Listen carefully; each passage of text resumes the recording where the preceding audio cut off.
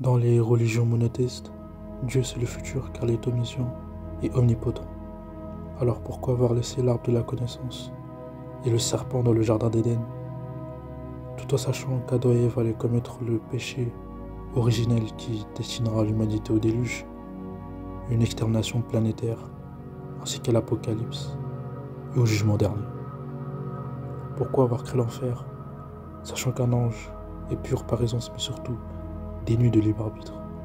C'est tout simplement parce que Dieu savait à l'avance tout ce qui allait se passer et que l'être humain a été créé uniquement pour être éprouvé dans sa foi et être jugé. Dans l'islam, il est même dit qu'Allah a écrit le destin 50 000 ans avant la création. Donc Dieu voit le futur, mais dans l'islam c'est encore pire, vu qu'il a aussi écrit. Mais Dieu est incohérent car à partir de là, le libre arbitre n'est qu'une illusion, vu que tout est destiné à l'avance. Il nous rend responsables d'actions qu'on ne peut pas changer. De notre naissance jusqu'à notre mort, nos choix et nos actions ont déjà été prédestinés. Nous n'avons que l'illusion du choix. L'être humain n'a donc jamais été libre. Nous ne sommes que des pantins, des esclaves du destin. Avant même la création d'Adam et Ève, tout était déjà scellé. Du déluge jusqu'au jugement dernier. Car Dieu, par son omniscience, savait à l'avance tout ce qui allait se passer. C'est donc une épreuve difficile, mais surtout jouée d'avance, car de la création du monde jusqu'au jour des comptes, l'histoire a déjà eu lieu. Donc, selon les religions monothéistes, nous sommes littéralement dans le passé, vu que tous ces événements apocalyptiques de la fin des temps ne sont pas encore arrivés. Tout comme dans SNK, l'histoire est immuable. Et tout comme Eren, nous ne faisons que suivre le chemin déjà tracé, le sens profond du mot destiné. Le destin est un châtiment dont personne ne peut s'échapper, la représentation de la fatalité et de la vanité. Et vu qu'il y a le destin, tout ce qui s'est passé devait se passer. L'avenir prédestiné ne peut pas être altéré, car on ne peut pas changer le cours de l'histoire qui s'est déjà déroulé. Donc, dès leur naissance, de nombreuses personnes sont vouées à l'enfer, car ce lieu a été créé spécialement par Dieu pour y torturer tous ceux qui sont destinés à l'enfer.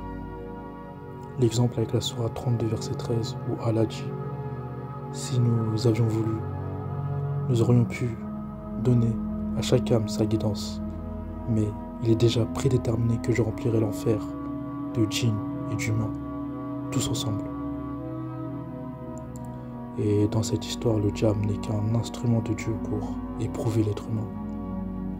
Et ce, depuis le jardin d'Éden. Dieu a créé le diable tout en sachant d'avance qu'il allait lui désobéir et condamner le diable à l'enfer éternel. Dieu lui a donc accordé un délai avant sa condamnation éternelle en enfer pour que le diable s'évertue à amener le plus d'âmes humaines possible avec lui. Car le rôle du diable a finalement toujours été de tenter tout être humain en tout temps et en toutes circonstances jusqu'au jour du jugement dernier. Car tout est ficelé par le destin. Donc le diable agit selon la volonté de Dieu, en servant de pion dans le test ultime sur Terre des êtres humains. Enfin un test. Pas du tout. Vu qu'avec le destin, tout était déjà joué d'avance. Et le maître de l'enfer, ce n'est pas le diable, mais Dieu lui-même. C'est Dieu qui infligera les châtiments éternels en enfer. En fait, dans les religions monothéistes, en étant totalement lucide, on peut constater qu'en fait, Dieu a toujours été le pire ennemi de l'humanité. Il a fait en sorte que tous ces événements arrivent. Dieu avait donc tout prévu depuis le début. Mais dans les actions et les réactions de Dieu, il y a beaucoup trop de non-sens. Car j'ai constaté de manière implacable que Eren, un simple personnage d'une œuvre fictive, lui aussi pouvant voir le futur, ayant modelé son histoire, et réagit de manière bien plus cohérente que le Dieu des trois religions monothéistes. Car toutes les actions et les émotions des reines de la saison 4 sont complètement conditionnées par le futur prédestiné, dont il a pris connaissance. Il est devenu beaucoup plus détaché, ce qui est tout à fait logique. Alors que dans les religions abrahamiques, Dieu pense, agit et réagit très souvent comme s'il n'avait pas connaissance du futur.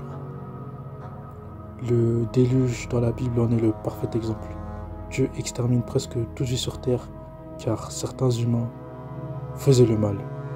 Mais pourquoi Dieu a tué tout le monde? Il aurait pu simplement enlever le souffle de vie aux gens méchants. Dieu aurait surtout dû être beaucoup plus détaché et ne pas déclencher le déluge, vu qu'il savait à l'avance que les êtres humains allaient mal tourner. Et le pire, c'est que dans la Bible, Dieu se repentit d'avoir créé les humains, ce qui est complètement incohérent, vu qu'il était censé savoir la noirceur de l'être humain et son futur funeste à l'avance. À tel point que si on regarde tout le récit de ces doctrines en prenant en compte le futur prédestiné, ces religions n'ont alors plus aucun sens. Et en plus, le destin est antinomique avec le libre arbitre. Or, ces religions partent du postulat qu'on a le libre arbitre et donc qu'on peut être jugé malgré le destin et la prédestination, ce qui n'a absolument aucun sens et ce qui est complètement injuste. Encore que pour le judaïsme et le christianisme, les incohérences sont moins grandes, vu qu'ils reconnaissent que leurs livres religieux ont été écrits par des humains. Mais pour l'islam, vu que le Coran nous est présenté par ses adeptes comme étant écrit par leur Dieu Allah de la première à la dernière lettre, le récit devient alors complètement absurde et incohérent. Un exemple parmi tant d'autres avec la sourate 5, verset 94, où Allah dit « Ô les croyants, Allah va certainement vous éprouver par quelques gibiers à la portée de vos mains et de vos lances. C'est pour qu'Allah sache celui qui le craint en secret. Quiconque après cela transgresse aura un châtiment douloureux. » Donc dans cette sourate, Allah pense et agit comme s'il n'était pas omniscient et qu'il n'avait pas écrit le destin, car il est censé déjà savoir ce que ces créatures pensent et ressentent. Les éprouver pour savoir qui ils craignent en secret n'a donc aucun sens. D'ailleurs, si Dieu était vraiment contre l'esclavage, lui qui sait le futur, vu qu'il est soi-disant omniscient, sachant les problèmes qu'allait engendrer le fait de simplement laisser faire, voire même par la suite avec l'islam, légiférer et codifier ce crime contre l'humanité qu'est l'esclavage, pourquoi Dieu n'a-t-il pas donné à Adam et Ève les 10 commandements lorsqu'ils étaient sortis du jardin d'Éden, en incluant un 11e commandement indiquant qu'il était formellement interdit de priver de sa liberté un autre être humain. Et le pire dans l'islam, c'est que violer une esclave est autorisé et que même prostituer une esclave n'est pas blâmable. La preuve avec la sourate 70 verset 30 où Allah dit « Et les musulmans qui n'ont de rapport qu'avec leurs épouses ou les esclaves qu'ils possèdent, car dans ce cas, ils ne sont pas blâmables. » Et à la sourate 24 verset 33 qui dit « Ne contraignez pas vos femmes esclaves à la prostitution si elles veulent rester chastes. Si on les y contraint, Allah leur accorde, après qu'elles aient été contraintes, son pardon et sa miséricorde. » La rumeur qui dit que Allah a aboli l'esclavage est complètement faux. C'est une ineptie. Il a légiféré et statué en tout temps et en toutes circonstances, vu qu'il n'a jamais émis une abolition contre l'esclavage. Il prône même l'inimitié et la haine à jamais envers les non-musulmans avec l'alliance et le désaveu, al-wala wal-bara. une discrimination digne des pires racistes envers les non-musulmans jusqu'à la conversion à l'islam, alors que c'est Allah lui-même qui a écrit le destin et qui nous destine à ne pas croire en lui. Ça n'a absolument aucun sens. Même pire que ça, dans l'islam, on est même désigné comme des ennemis d'Allah pour le simple fait de ne pas croire en l'islam.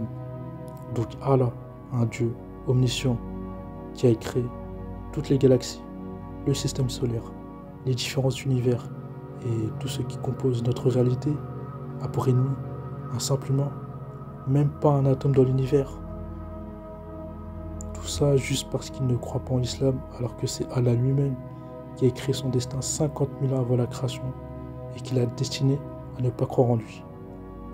Allah, un soi-disant Dieu omniscient et omnipotent, qui déclare avoir pour ennemi et haïr le simple mortel juste parce qu'ils ne sont pas musulmans et appelle même au djihad offensif contre eux.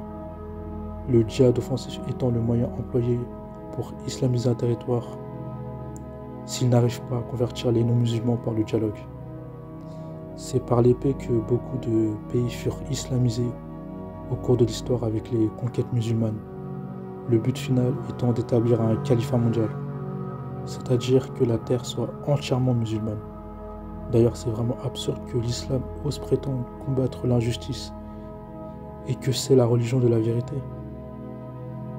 alors qu'il y a dans ce dogme le djihad offensif et la notion de butin de guerre qui est le fait de piller les richesses et de prendre les enfants en esclavage et de violer par un mariage forcé les femmes des mécréants qui ont été vaincus et tués, ou à la sourate 4 verset 24 on les désigne comme étant des captifs de guerre.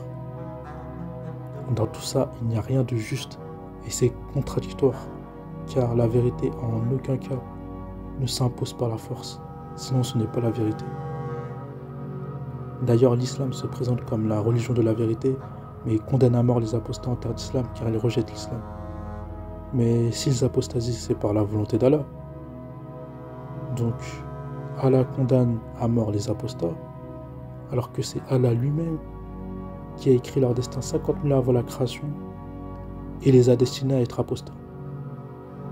Hormis cela, donc en terre d'islam, les musulmans n'ont aucune liberté de conscience, vu qu'ils n'ont pas le droit de développer de l'esprit critique à propos de l'islam.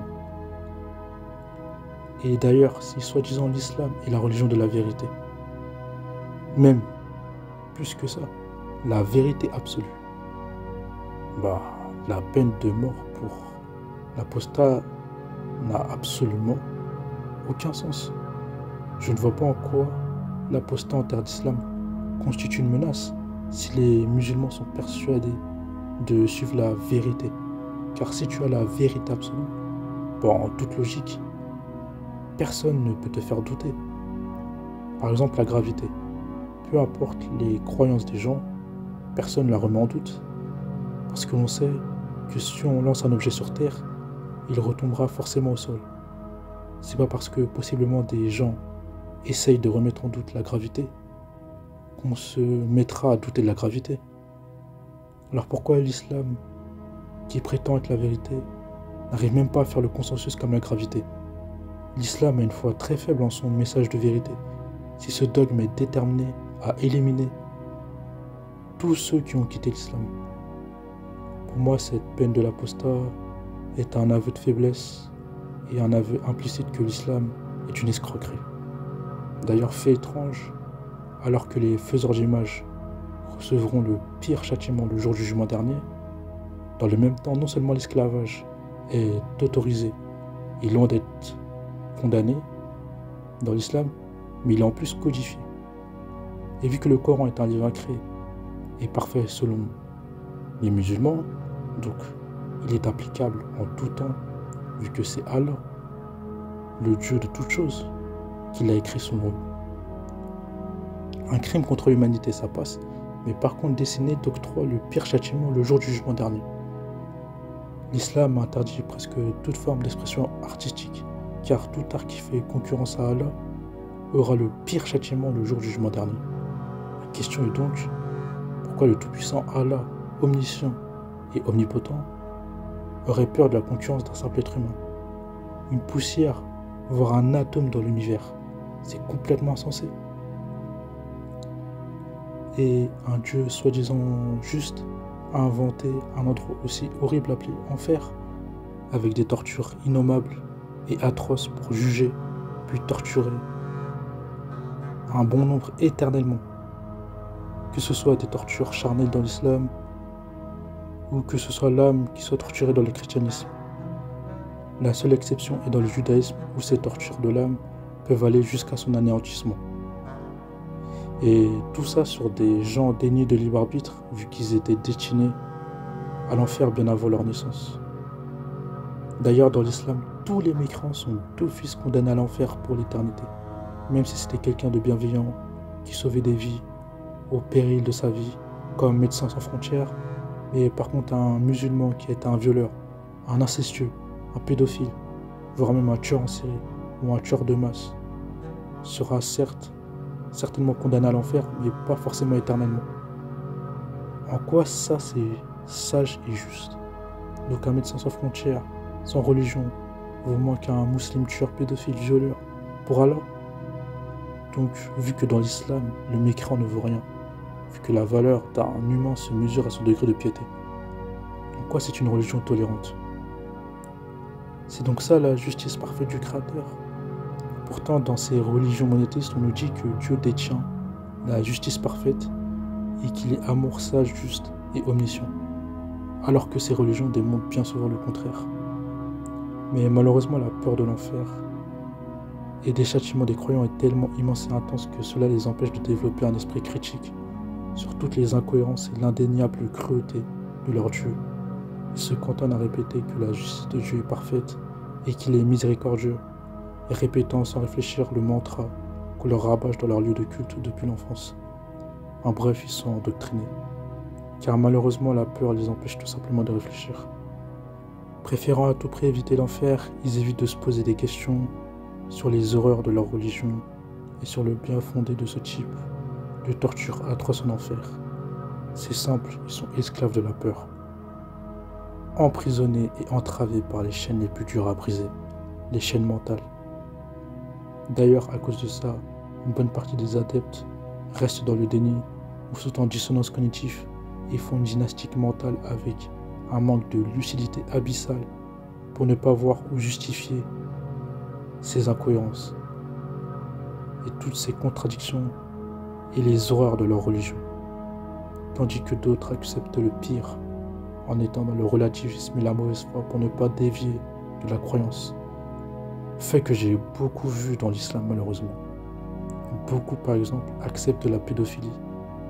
Tout ça à cause de l'exemple modèle du prophète de l'islam qui, à l'âge de 51 ans, a marié Aïcha, âgée de 6 ans, et a consommé son mariage quand elle en avait 9. D'ailleurs, Allah permet la pédophilie avec le mariage de nourrissons et de fillettes en permettant le mariage de filles prépubères dans la sourate 65, verset 4. On en voit encore aujourd'hui les conséquences de cette sourate dans les pays musulmans, en particulier en Afghanistan. Voilà ce que donne l'héritage maudit de l'endoctrinement de génération en génération. D'ailleurs, dans l'islam, on est tellement dans une surenchère de la peur et de la coercition qu'il y a même le châtiment de la tombe, un pré-enfer presque aussi atroce en attendant le jugement dernier.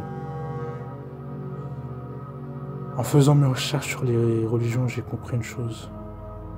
C'est que des fois, c'est pas l'ignorance qui est le plus grand obstacle à la liberté, mais l'illusion de la connaissance.